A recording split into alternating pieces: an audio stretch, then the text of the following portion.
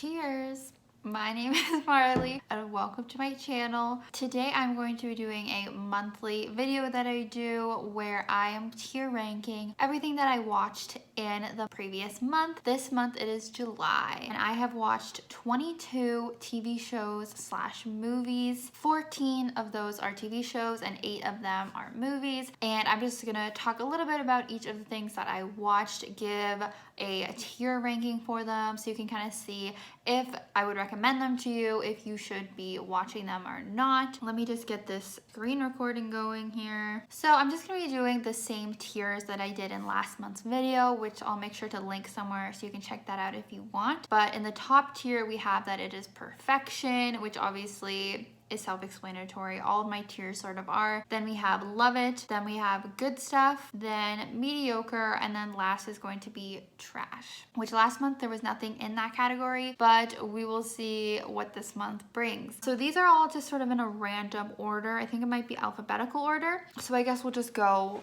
with this order. So first of all, okay, we are starting with Love is Blind After the Altar. This is actually the last thing I watched, so that's sort of funny that this came up first because it's very fresh in my mind. If you guys don't know, back I think in 2020, maybe it was 2019, there was a reality show on Netflix called Love is Blind where these strangers date without seeing each other. There is a wall between them and they end up dating and then proposing to each other without ever having seen each other, just based on their connections and their conversations. And then you just sort of see the journey of these different couples and these different people. So now there was an After the Altar special, like 4-episode, I think it was 3-episode season that was just about where all these couples and all these individuals are at now, like 2 years later. 2 of the couples are married and are still married. One of the couples is like kind of together, like they're having drama, and then there's a bunch of single people as well, and it's just all about that drama. And I find this series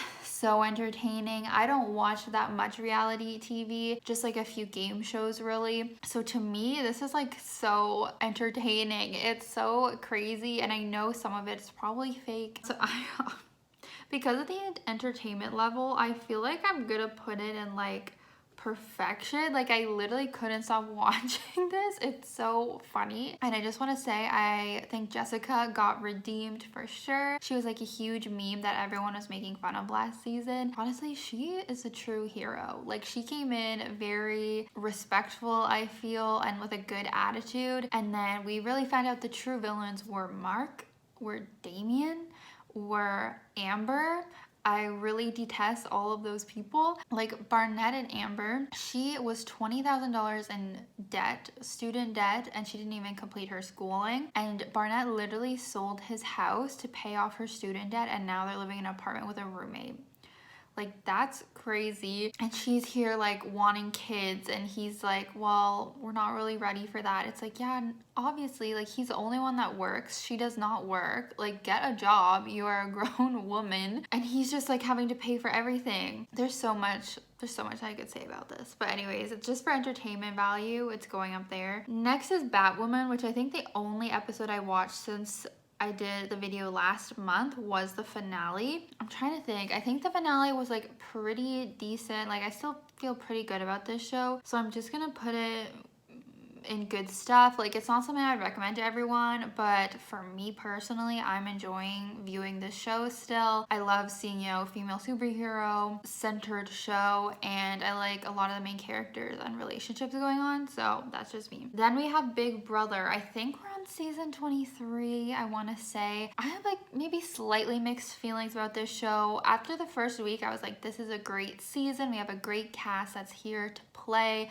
and is very entertaining. And now I feel like the last couple weeks, everyone's just sort of been going along with the HOH, doing what the house wants, and it's not really as interesting to watch when everyone's just on the same page and just targeting one person. And it almost feels like bullying, like it should be called Big Bully, because when the whole house gangs up on one person, it just feels like bullying and it feels really sad. And that's why I prefer the Canadian version of Big Brother, because it just doesn't feel like that as much, like there's bullying or anything like that going on. So I still am gonna put Big Brother and love it, because at the end of the day, I just really love the show and it brings me a lot of joy, like Love is Blind did.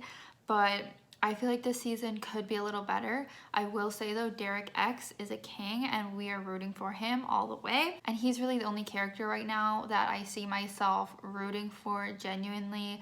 I do like Azza as well and how she's just like such a nice person, but that's not really an interesting thing to see in the game. My least favorite would be Xavier. Okay, so then we have the Black Widow movie, which I've been seeing some mixed reviews from people, which is unfortunate because I actually really love this movie. And if you guys watch these videos of mine, you would know I'm not the biggest Marvel fan. I think I was like crying and feeling a lot of emotions within like 5 or 10 minutes of the movie. There was just like a really intense beginning scene and that just sort of like set the tone. And then I really love Florence Pugh, I think her name is, her like addition and her role in this movie. I thought she was really funny. I really love her as an actress, seeing her in more things. Again, just love seeing a female lead in a superhero movie. It just makes it so much more enjoyable for me. But yeah, I thought the humor was really on point in this film. It obviously sucks that like the timing of this film happened when it did because this was set like a few years ago in terms of the movie timeline, which did make it feel weird, and I definitely understand that criticism. Like this should have came out years ago just to fit with like the timeline. But even like apart from that, like I still enjoyed it for what it was, and it made me so sad that, spoiler alert, Black Widow is dead. Like in the current timeline, so it's like this sucks. Like I really enjoyed seeing her story and she's just dead, but I'm excited to see her sister carry that on. Yelena, I think her name was. Anyways, I should rate this. I'm gonna put it in love it because it's not perfection. I just don't know if a superhero movie could get that rating for me just for out of like personal interest, but I thought it was really good. And it was my first movie that I saw back in theaters after the whole pandemic, not being able to go to movie theaters. They just opened up in Toronto and I went like the first day it was open and saw this. I really love it. I just feel like I enjoy movies so much more when they're in the theater. Then we have another movie, Catch Me If You Can, with Leo DiCaprio and Tom Hanks. And I have to be honest, this was at the very beginning of the month and I can barely remember what I was thinking about in the moment. I should be taking notes probably. But this is about Leo and he becomes this sort of like criminal or like scam artist, con artist. And Tom Hanks is like the police or FBI, I think he is, that's trying to catch him. I think that it was an entertaining movie, but I don't know if it was overly for me. And I also am not super big on like older movies. I just like really feel like they can be like outdated and stuff. But I think it was pretty decent. So maybe I'll put in good stuff, but honestly, I can barely remember. I'm sorry about that. Then we have all the Fear Street movies. So these were movies that were put out by Netflix. It was a little 3-part series that are like scary movies, but like they're not really that scary, I'll just say, but that's like the vibe. I'll start out with Fear Street 1994. It's very reminiscent of like a 90s slasher film. It has to do with these killings that are going on in this town called Shadyville. And these teenagers, of course, get wrapped up in it and are trying to sort of figure out what's going on with all these killings that happen every few decades. And there is the big myth surrounding the witch. I forget if she has a name or if it's just the witch. Oh yeah, Sarah Fear, hence Fear Street. So there's a witch, Sarah Fear, that like put a curse on the town supposedly, and so they're kind of trying to like figure that out and like defeat her to stop this curse and stop the killing, essentially. The first movie I'm gonna just put in probably good stuff. It was pretty like average, like it could have been better. I feel like there could have been more characters to create more fun. Not all of the characters were the strongest, and unfortunately the side characters were stronger than the main characters, that type of thing. Honestly, I still recommend the series. The second movie, I'm gonna maybe put it up in Love It because I feel like this was the strongest of the 3 in this trilogy. This one is in, what is it, 1978? I can't really read it on here, but I think it was 1978, and it takes place at a summer camp during the summer. That's redundant. But that just was such a more fun environment. Because of that, there were so many other characters like campers and camp counselors. We got to see some characters from the first movie in the past, like when they were teenagers, which was fun. And we just got to delve more into the lore of Sarah Fear. And I just feel like this movie was very strong. Then we get to the third one, and I'm gonna straight up just put it in mediocre. It was definitely the worst of the 3. It is Fear Street 1966. 1666. So we go all the way back to when Sarah Fier was alive in 1666 and when she died, and we find out the true origin of her. I know my boyfriend like really hated this one. I didn't hate it as much. I still liked a lot of the themes that they had in it. I liked one of the twists, but I don't know, some things I still just think or still just wish were different or were better. But watch it for yourselves. But then we have Good Trouble, which of course I talk about most months as I watch it on a weekly basis. It's a spin-off of The Fosters, and it takes place in LA and follows a whole bunch of different people in their 20s and all this different drama that goes on. And I just recommend it like every single time. I'm gonna put it up and love it because I feel like consistently, I think we're on the 3rd season, I feel like it just consistently is always so great. And I mean, the characters are just fantastic, so that never changes. It always stays great. The storylines are always super relevant. The way the show's set up is that they like have twists in it throughout. I just won't stop raving about it. Then we're gonna do High School Musical, the musical, the series on Disney Plus, which I'm sure most people know is like a little TV show based around High School Musical, like a group of teenagers that do musicals at their high school. It's very similar to Glee, although I like to say it's a little more like innocent, a little more PC than Glee. But I've really been enjoying this season. I again like the characters. I like that it's just kind of like a more innocent show. You don't always have to have teenagers that are doing all this crazy stuff. Like sometimes it's just nice to watch like a musical and it's fun and whatever. Cliche kind of. So I probably will just, because I'm in a good mood. I think I also watched the finale today. I'll put it in, love it. It's very cute. Love musicals. Speaking of musicals, then we get to In the Heights.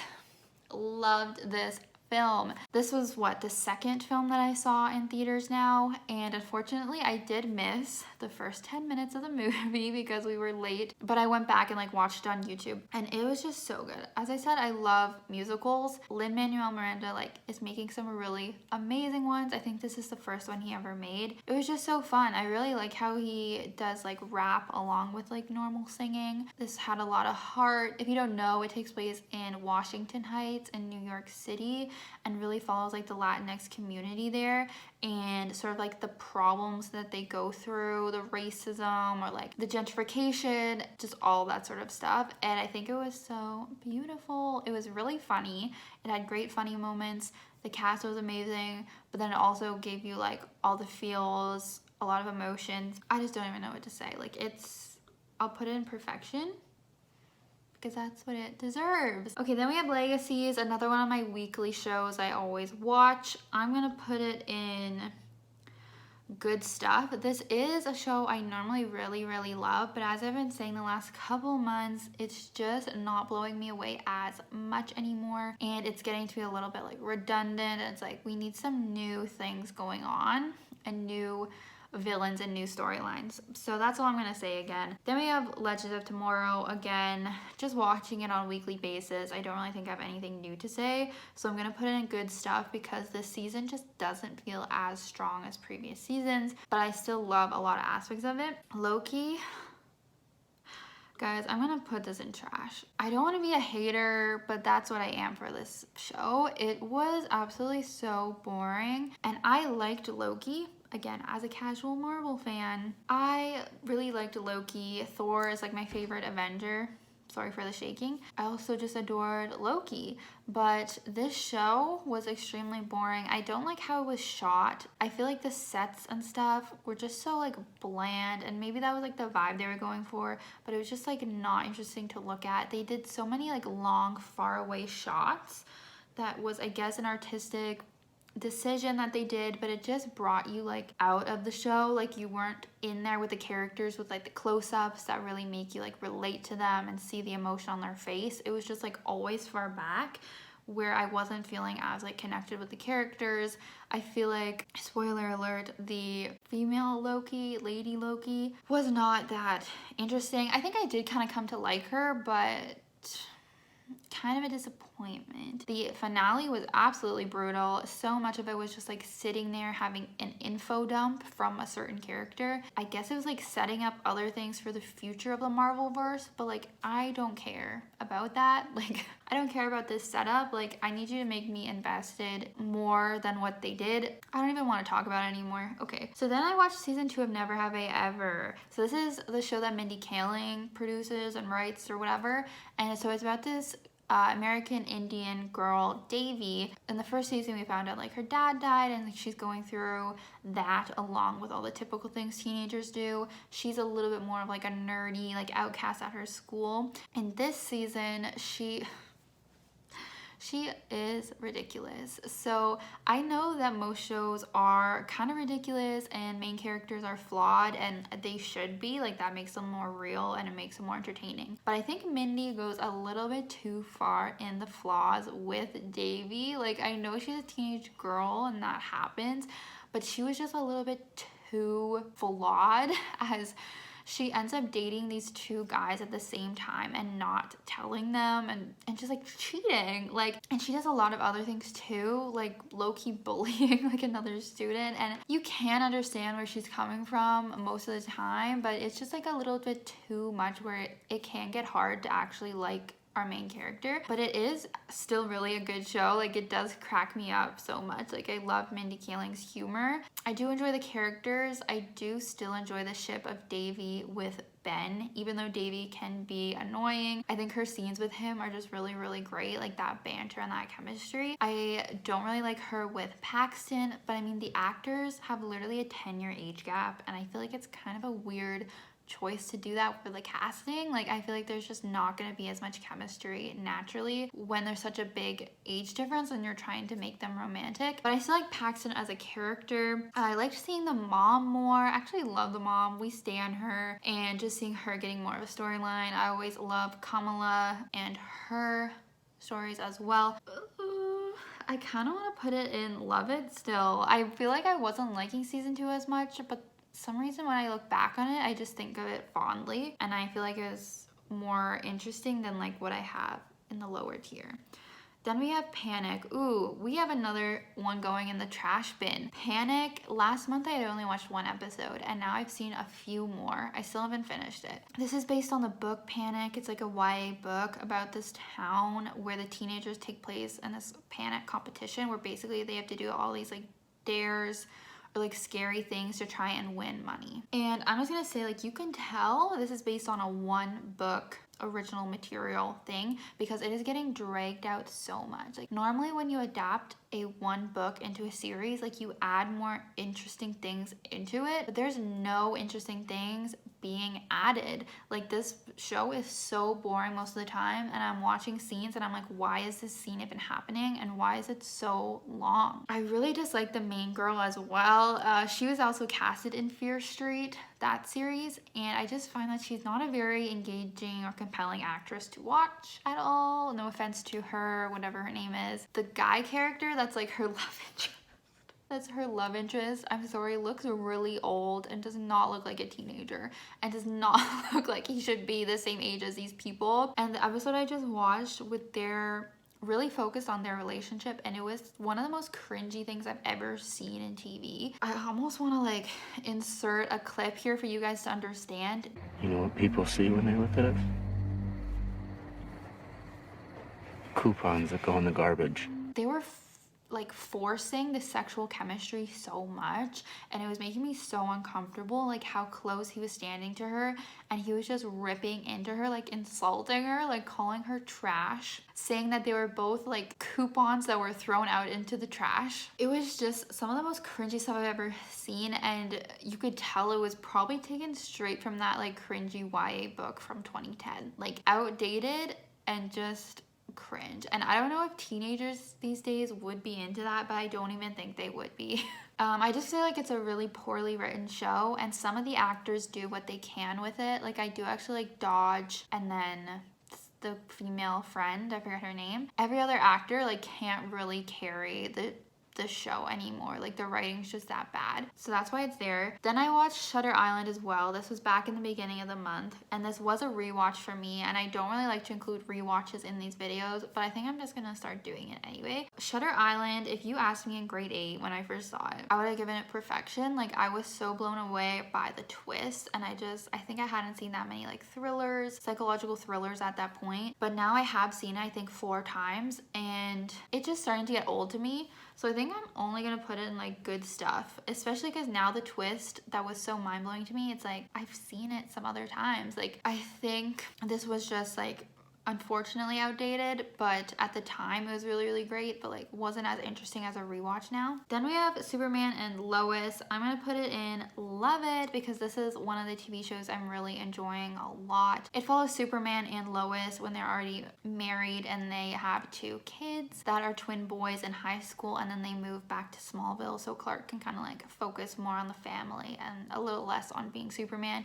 But of course there's a lot of like drama and saving the world that has to happen. This is only in its first season, and I feel like that's when the superhero shows are at their best, when they're in like season 6 or whatever. Like it's just not as good. So this is one that's still new and still entertaining, and I'm into all the characters on the storylines and blah blah blah. Then we have The Flash, which I'm gonna maybe put down in mediocre. This is just what I've been saying for the last couple months and what I said just now, where the show kind of needs to end and it's just not as entertaining as it used to be. Then we have The Truman Show, which was a rewatch for me as well, and this was back at the beginning of the month, so it's hard to remember. This is obviously about Jim Carrey, where he was raised on camera like in a reality show, but he doesn't know it's a reality show, but like everyone watches it and is like super invested. I think it has to do with like God like watching us and like controlling us, but then I thought it kind of had to do with like abusive parenting as well, and like him